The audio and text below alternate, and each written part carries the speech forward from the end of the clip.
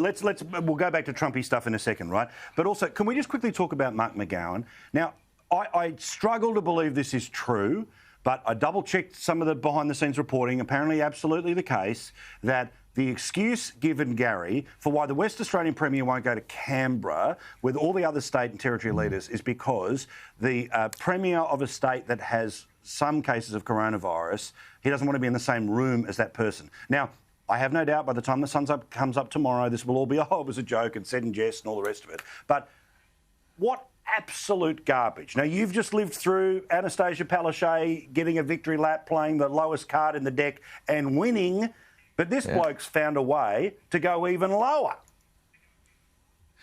Yeah, look, and Western Australians are always suspicious of us over here on the east. So he comes from this part of the world. So I can understand that he would understand how to play that card. Look, parochialism will always win through on state elections. The problem, Paul, is this. Australia as a nation has a failed federation. We have still now 120 years after the founding fathers, and they're all blokes, put us all together, still got state premiers standing on borders looking into their states.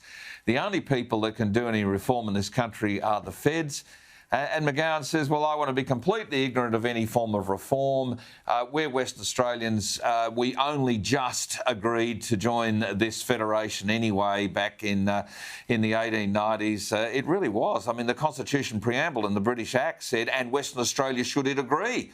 New Zealand was in, but Western Australia necessarily wasn't. So, look, he's playing this card. Western Australians will make their own judgment on this, but how much longer can Perth continue to be so politically isolated and turn its back on the rest of the country? I think we all just do want to be in this thing together. And as you rightly said at the beginning of the show, no one wants to get Dan Andrews germs. I can understand the concern about Steve Marshall germs and all that sort of stuff. But in all seriousness, I thought we had grown-ups. Paul, I have been saying for years we are so poorly led in this country. Mark McGowan now is front stage of, example A, as far as I'm concerned. So, Stephen, it was rather easy to tap away at poor old James there as a cipher for Donald Trump.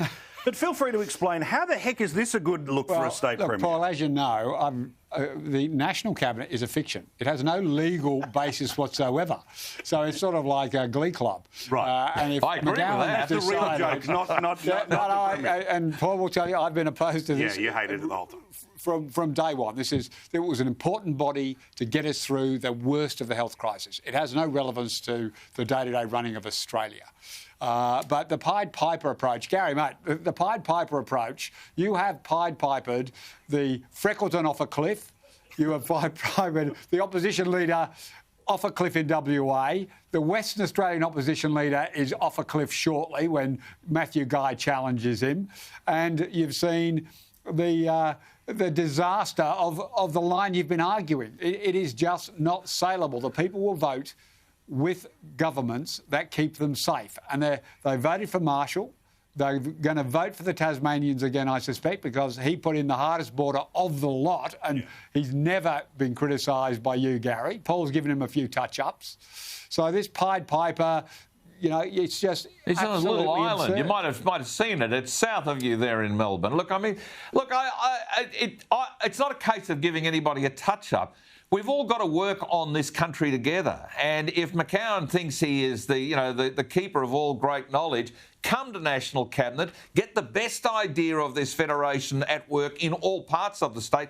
But, Stephen, I don't know, you in your portfolio experience, you probably didn't have to deal so much with state ministers like I did, but I had state ministers say, we'll do the national system, just follow what we do, and tell every other state to do tragically, it. State ministers I also had to... They have a provincial approach. State ministers have a provincial approach. They don't give a stuff about the country, state ministers. Tragically, I had to convene COAG meetings of state ministers as well, so I've lived it like you, Gary. Maybe not as contentious as some of the issues you had to deal with, but I've also convened state ministers in COAG-style forums, and I'm with you on the They don't give us stuff, do they? They don't really care. No, they all wanted them done first. You know, we've got the biggest taste. Absolutely. Give us more of the NBN. You noticed, they said to me. By the way, did you notice